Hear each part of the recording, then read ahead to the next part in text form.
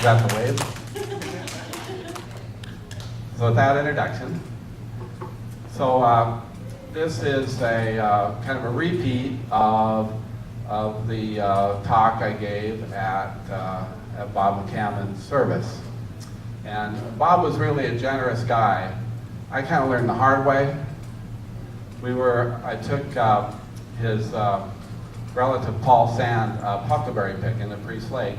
We found the mother lode. It was a daisy patch, famous daisy patch.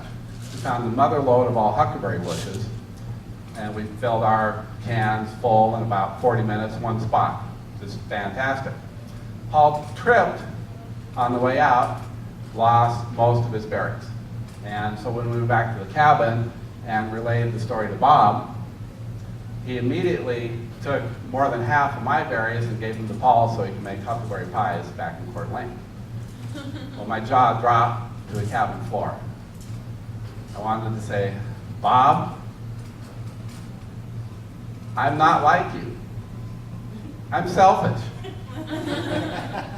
That's the kind of guy he was. He was famous too at Lake City Lanes for never kicking anybody out, no matter what kind of a straggler, vagrant they were. It was kind of like the Humane Society. Matter of fact, their motto was, this is a reference, give us your tired, your poor, your 120 average bowlers. We'll get them in a league, we'll take them to the Banana Belt tournament, and we'll win the team event.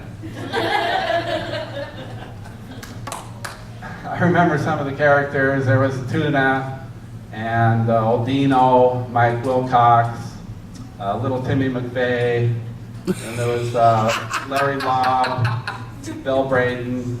I'm talking the dregs of society here. Of course, one we'll never forget is the summer that Ted Kucinich hung around and bowled a little bit.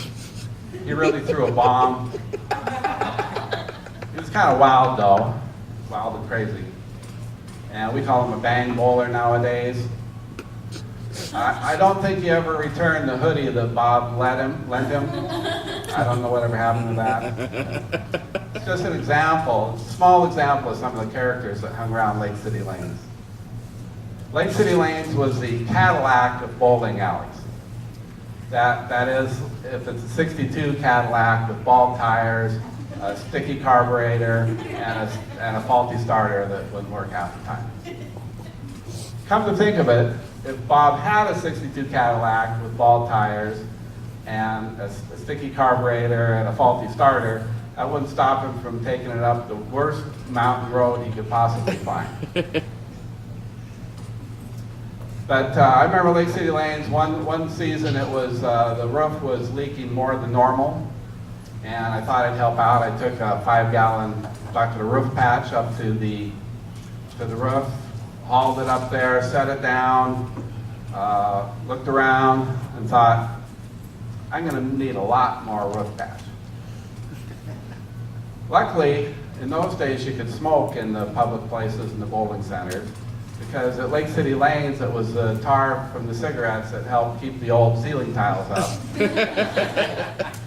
And the nicotine acted as an air freshener.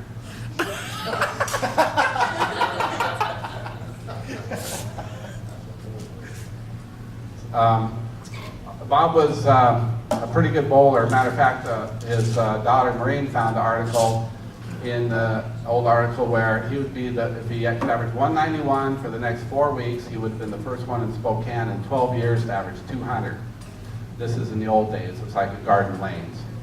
So I made the calculation, 191, if you translate for scoring inflation nowadays, that's about like a 248. Bob wasn't the only record Bob had. He also had the record for being thrown out of softball games, women's softball games in Coeur d'Alene. We didn't really keep track, but we're pretty sure he passed Atlanta Braves manager Bobby Cox sometime. Bob was a pretty good coach, except for the end of the game strategy, and that's because he was rarely around at the end of the game.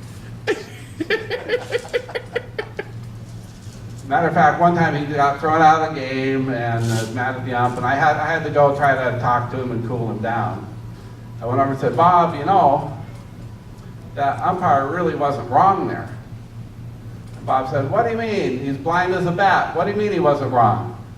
Marine threw a perfect strike, and he didn't even call it. I said, well, Bob, the inning hadn't even started yet. She was warming up. So we all believe that Bob's up in heaven right now, trying to get a pot game going, and he's telling everybody to shoe up. Thanks, everyone.